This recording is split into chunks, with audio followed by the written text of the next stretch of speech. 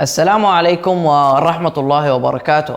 أهلا وسهلا ومرحبا بكم أصدقاؤنا الأعزاء في حلقة جديدة وحكاية ممتعة وشيقة مع برنامجكم يحكى عنا، حكايتنا اليوم في غابة بعيدة، حيث كان هناك حمار صغير اسمه محبوب، يعيش مع أبوه الحمار شكور، وكانا يعيشان في منزل جميل وحول البيت أرض خصبة، مليئة بالحشائش والنباتات الجميلة، وكان الحمار شكور دائما ما يوزعها. على جيرانه الحيوانات. وفي يوم من الأيام وبينما شكور يقوم بتجهيز الحشائش، ظهر ابنه الحمار محبوب فناداه ودعاه ليحمل معه ويساعده، حتى يقوم بتوزيع بعض الحشائش على جيرانه. وطلب منه أن يأخذ جزءا لجارته الغزالة. فسأله محبوب: كل هذا إلى الغزالة؟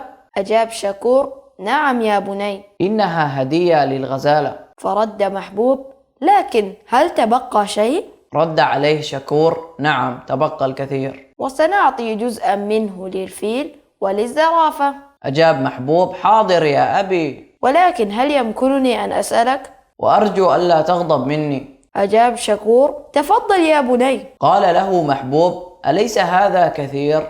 لماذا لا نحتفظ به لنا؟ أليس هذا تضييعا لطعامنا؟ ابتسم الحمار شكور: وقال له: يا بني، أنت صغير وليس لك خبرة في الحياة. قال محبوب: كيف ذلك يا أبي؟ رد شكور: هل تظن الثروة أن تجمع الطعام ونخزنه ثم نأكله وحدنا؟ تساءل محبوب: وهل يوجد غير ذلك؟ قال شكور: نعم، يوجد الكثير. لا بد من كسب قلوب من هم حولك، وأيضا كسب محبتهم، فكسب المحبة كنز. وستثبت لك الأيام ذلك. رد محبوب: أنت طيب القلب يا أبي. كيف أستفيد من محبتهم؟ هل ستغنيني عن الجوع والعطش؟ قال شكور: بل أكثر من ذلك يا ولدي. رد محبوب: حسنا يا أبي، مع إنني غير مقتنع، ولكن سأنفذ أوامرك. قال شكور: بارك الله بك يا غلام، وغدا ستفهم إن شاء الله.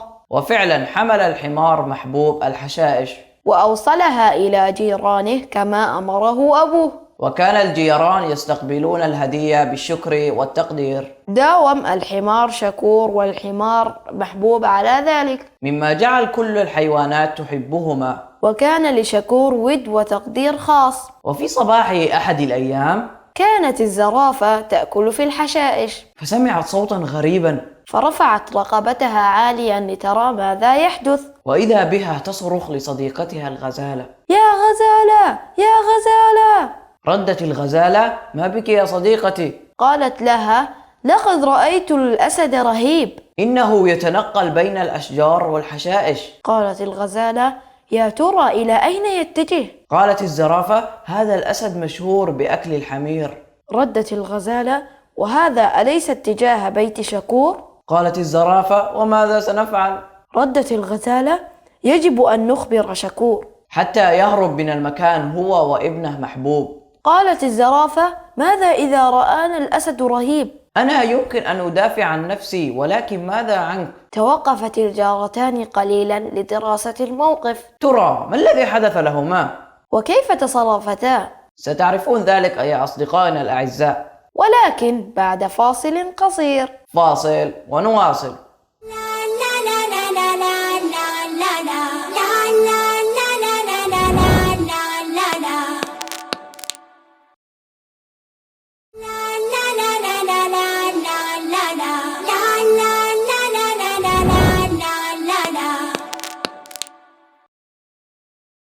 أهلا وسهلا ومرحبا بكما يا أصدقاء.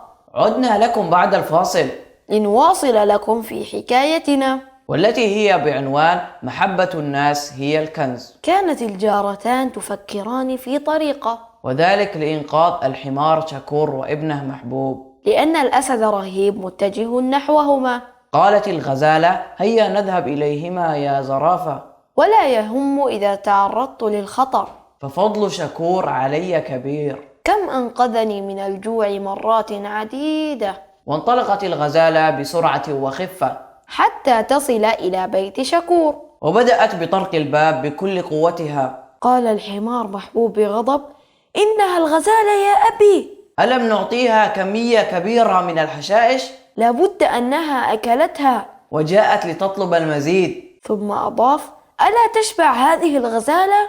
رد شكور: لا تقل هذا يا بني. ولا تتعجل الحكم، فلنفتح ونرى. فتح محبوب الباب وبدأ يتحدث: لم يعد لدينا أي. لم تتركه الغزالة حتى يكمل حديثه. وقالت وهي تلهث: يجب أن نخرج من هذا المنزل. الأسد رهيب قادم إلى هنا. تحرك الثلاثة بسرعة كبيرة وانطلقوا بعيدا من المكان. وفعلا جاء الأسد بعد لحظات، لكنه لم يجد أحد، فرجع خائبا من حيث أتى. وبعد أن تأكد الجميع من ذهابه عادوا إلى بيوتهم بأمان. ورجع محبوب وشكور إلى منزلهما. فسأل شكور ابنه: ما رأيك بما حدث؟ رد محبوب: لقد أنقذتنا الغزالة. الحمد لله، وشكرا للغزالة على تحذيرها. ابتسم الحمار شكور وقال له: ألم أقل لك أن محبة الأصدقاء والمعارف هي كنز، وكنز مهم جدا. لا بد من أن تكسب قلوب الآخرين. والأمر الثاني،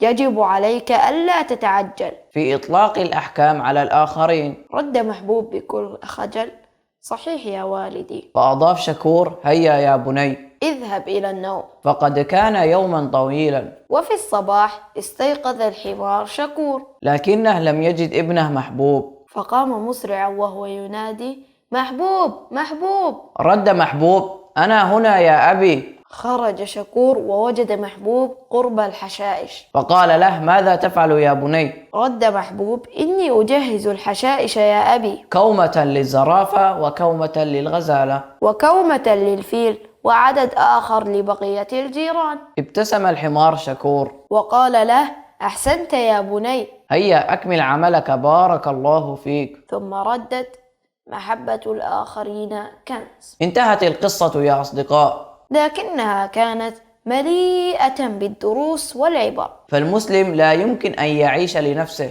بل لا بد له أن يحب الخير للآخرين، ولا بد أن يحسن معاملة الآخرين حتى يفوز برضا الله سبحانه وتعالى. ثم بالتأكيد يفوز برضاهم ومحبتهم. أيضا نتعلم ضرورة الإنفاق، فمن أنفق نفقة يعوضها الله له، كما أن صنع المعروف لا يأتي إلا بخير. ورأينا نتيجة أفعال الحمار شكور، فبصنع معروف لجيرانه كسب محبتهم، وقد أنقذوه من الأسد الرهيب. وأيضا لا بد للمسلم أن يحسن للناس، ولا ينتظر مقابلا لذلك، بل يرجو الثواب من الله تعالى. هذه كانت بعض الدروس من الحكاية. لكن ماذا عنكم؟ ما الذي استفدتموه؟ أرسلوا لنا عبر هاتفنا الذي يظهر الآن على الشاشة، أو عبر مواقع التواصل الاجتماعي لشبكة سلام الإعلامية. على أمل أن نلتقيكم في حلقات قادمة. هذا صديقكم موفق ناصر وعبد السلام ناصر، نحييكم. إلى اللقاء يا أصدقاء، إلى اللقاء.